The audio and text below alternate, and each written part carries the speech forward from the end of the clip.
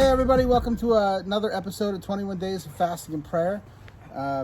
If you have been blessed by these videos, or if there's anything in there that's spoken to you, I ask that you would click like and share on whatever social media platform you're watching them on, or go to the YouTube page, Restoration Seattle, and click subscribe. So today I have with me the CEO of Awesome, Matthew Rosenberg, and the one and only. And today I want to talk about leadership, right? So in the book of 1 Timothy in chapter 3, it says, "Trustworthy is the saying, if any man aspires to the office of overseer, he desires a good work. An overseer then must be beyond criticism, the husband of one wife, clear-minded, self-controlled, respectable, hospitable, able to teach, not addicted to wine, not violent but gentle, peaceable, free from the love of money, managing his own household well, keeping his children under control with all respectfulness. But if someone does not know how to manage his own household, how will he care for God's community? He must not be a new believer, or he may become puffed up and fall into the same judgment as the devil. Furthermore, he must have a good reputation with those outside, so that he will not fall into disgrace and the devil's trap." So, you know, that's quite a tough list, bro. That's a tough list, That's a right? tough list. Some kind of lofty standards, I think, to a lot of people. But Yeah. I think that the thing that's comforting in all of that is when you aspire to leadership, God sees that you're like aspiring to a good work, right? And then he starts to equip you with the things that he is calling you to be as a leader, right? And I think a lot of us, in this time of being completely locked down, are watching like the leaders on TV going back and forth, with what to do. And, they have, some of them have MD after their name, or POTUS, or, whatever. But for us, right, like the standard of leadership and how we're supposed to lead is, to be beyond criticism, husband of one wife, clear-minded, self-controlled, respectable, hospitable, able to teach, not addicted to wine, not violent but gentle, and the list goes on. Right. So what are some challenges that have kind of, materialized during this time of quarantine as a leader? Yeah, I think it's hard to help everyone manage the chaos of this time.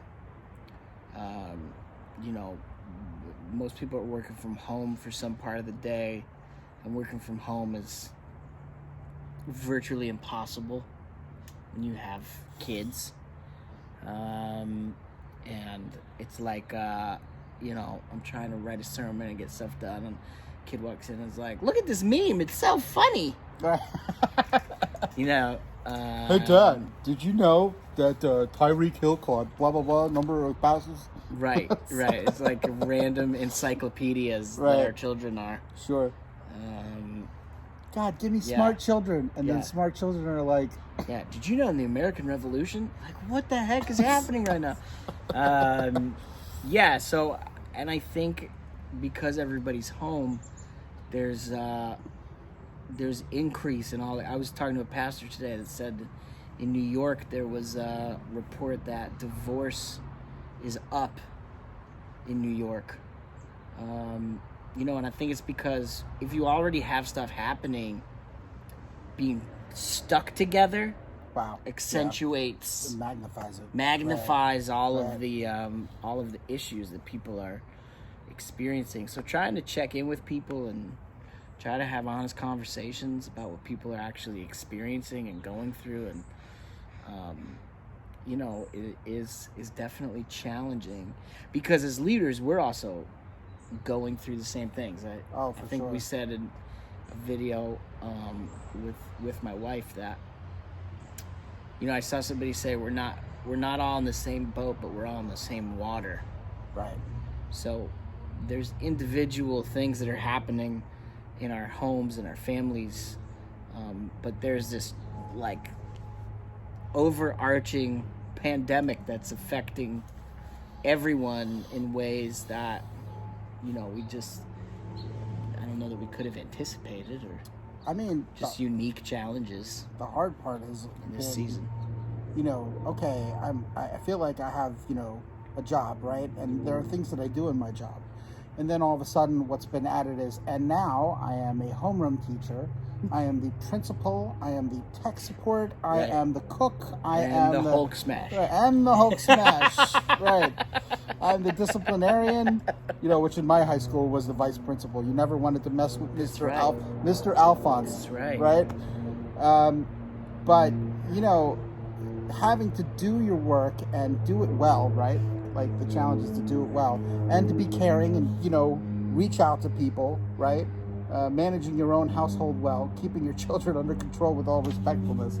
Well, I think to some degree there's definitely times in Paul's letters in particular where and Peter and they're riffing off of Exodus, where everyone who calls themselves a follower of Yeshua is a leader, right? To some degree, we're all a kingdom of priests. We're all leaders of our households. We're all leaders of something, right?